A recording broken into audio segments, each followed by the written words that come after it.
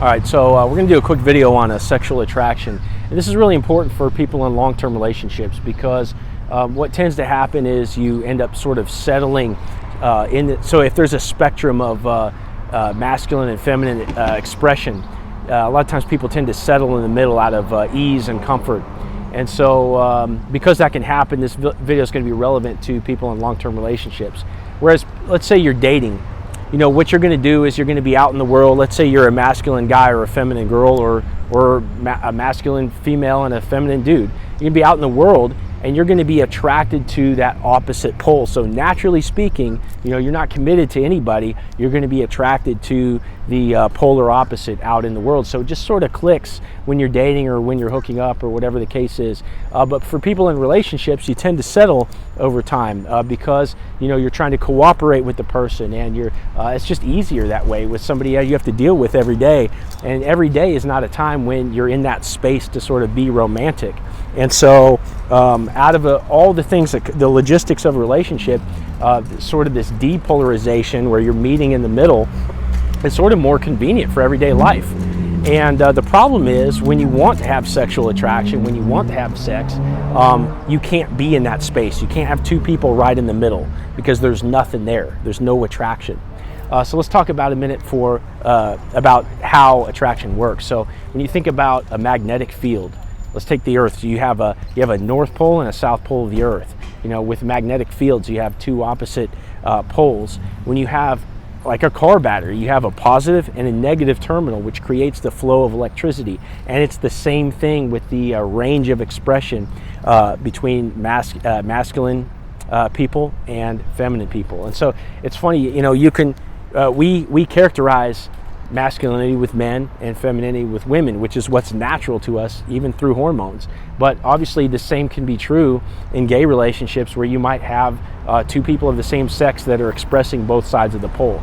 So when it's time to have sex, you have to have that. But in your everyday relationship, that might not be the case. So understanding that there's this spectrum of expression, okay? Once we start to advance in life, we start to understand the utility of being able to operate from both ends of the spectrum. So let's talk for a minute about that. So as people are early in their life, what tends to happen is we dig our heels in one side of the spectrum. So like if I'm a guy, let's say like I'm 20-something-year-old Ben and I'm about to go join the Marines. Like my identity would have been like to dig my heels in the masculine side and do the Clint Eastwood thing, right? Because as far as I'm concerned, that's the way I'm supposed to act, right? And what tends to happen is, and this is what's typical with younger guys, you'll see them like acting harder and stuff like that, right? What happens is as you grow up as a man, you find yourself being able to have less fun out in public and being able to have less fun with women if you're just digging your heels in on the masculine side of it. Like you might be attractive to very feminine women, but when it's time to hang out, when it's time to have fun, when it's time to express yourself, you can't do both things. And so you tend to correct yourself over time as a man who's just dug his heels in the masculine side of things, and you tend to correct yourself and grow into your feminine side too.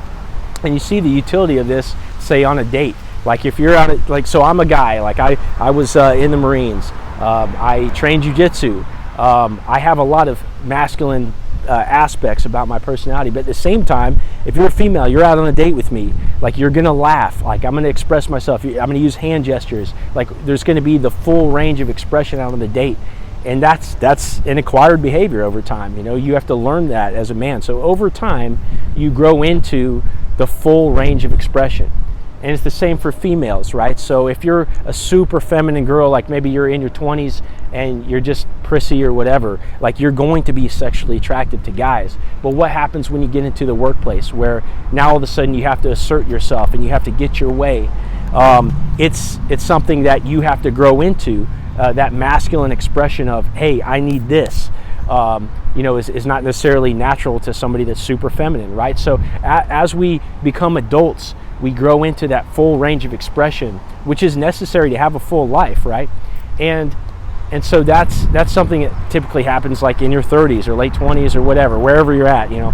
And so when you get two people that are fully developed as adults, and that are in a relationship, you become comfortable operating from both sides. So you can kind of see how once you're doing all this, that you might not be in that polarizing headspace like when it's time to fuck. So if you're a guy, you might not have just finished like chopping wood out in the backyard. You might have just been, I don't know, teaching a class or something like this, and having to delve into your feminine a little bit, right? And it's not this 24/7 mentality that you have, because that's not the way life is. Life is the full range of expression, right? So when it's time to fuck, you have to actively polarize yourself. And it's the same thing with the female. You might be a working female, and you might be prissy at home. You might get your nails and hair did on the regular or whatever, but maybe you just come home from work where you had to be the boss. And so if you can't take yourself back into the feminine once you get home, that sexual polarity isn't going to be there. So the point is, like, when it's time to fuck, you have to take yourself actively to both ends of the spectrum, or either side of the spectrum for that partner, okay? And so what's going to be weird is, like, if you're in a long-term relationship and you've settled in the middle and you guys have grown into a comfort with each other, and you haven't actively broken rapport, right? Because you have a standing rapport with each other because you're married or you have a long-term relationship.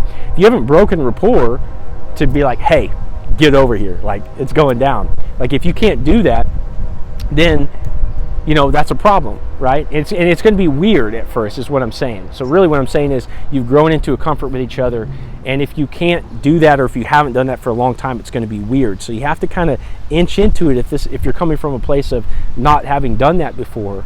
But maybe if you're starting a new relationship where things are starting to settle down, take it to that place. Actively take it to that place, because if you don't maintain your relationship by polarizing your expression, your sexual expression, then it's going to be a problem, right? So you have to have some teeth in it too. And that's really what I'm getting at here. So that's really all I want to say today, is that understand there's a spectrum of expression.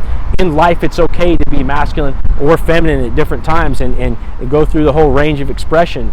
But when it's time to fuck, you got to take it to one or the other place. And just keep that in mind and make it a discipline in your life. So that's all I have to say. Hope you all have a great day. Talk to you later.